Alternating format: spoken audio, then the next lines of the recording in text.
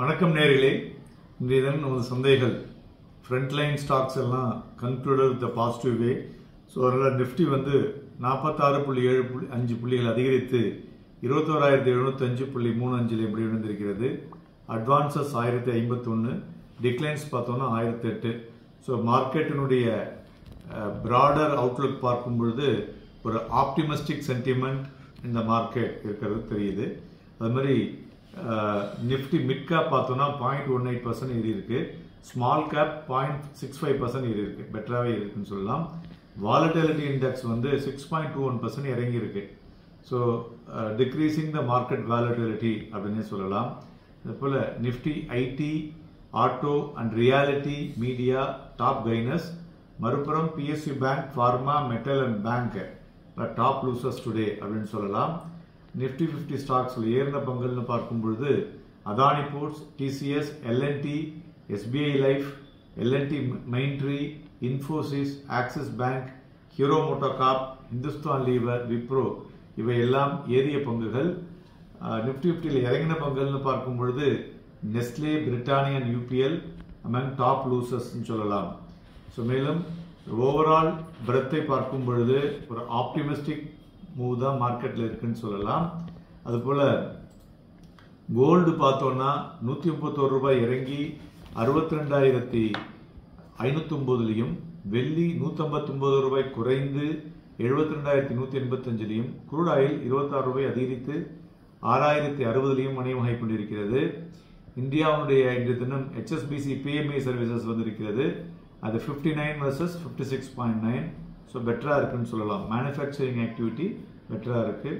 அதுபோல் ஜூபிட்டர் வேகன் அந்த கம்பெனி வந்து டிஃபென்ஸ் கான்ட்ராக்ட் வந்து 697 போகி ஓப்பன் மிலிட்ரி வேகன் அப்படிங்கிறது வந்து வேல்யூட் அட் 497 crores ஆர்டர் கிடைச்சிருக்கு.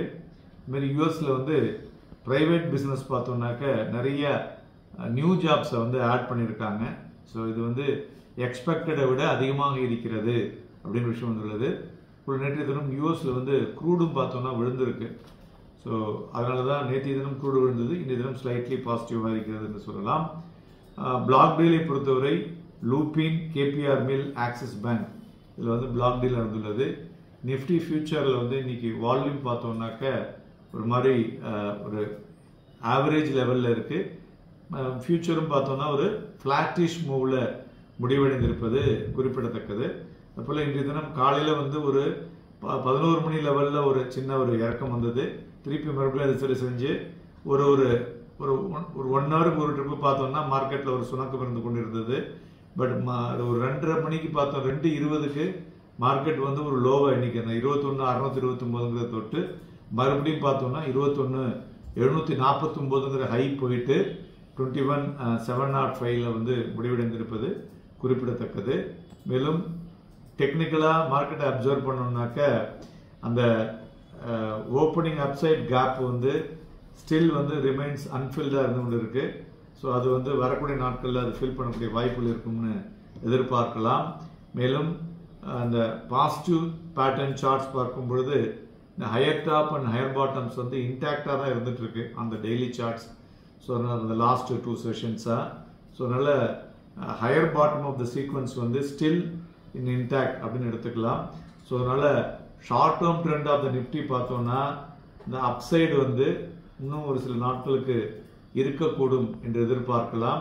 அதாவது நிஃப்டி வந்து 21,850 to 21,900 அந்த லெவல் வரை செல்லக்கூடிய வாய்ப்புகள் இருக்கும்.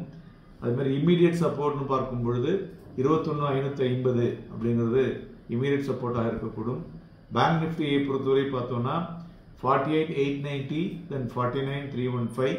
இன்றைய தினம் பார்த்தோம்னா இன்னைக்கு பேங்க் நிஃப்டி விழுந்திருக்கு. ஸோ 48,110 ஒரு சப்போர்ட் ஆகும். அடுத்தது 47,760 ஒரு ஸ்ட்ராங் சப்போர்ட் ஆகவும் இருக்கக்கூடும். நண்பர்களே, நாளைய சிறப்பு பதிவிலே சந்திப்போம். நன்றி, வணக்கம்.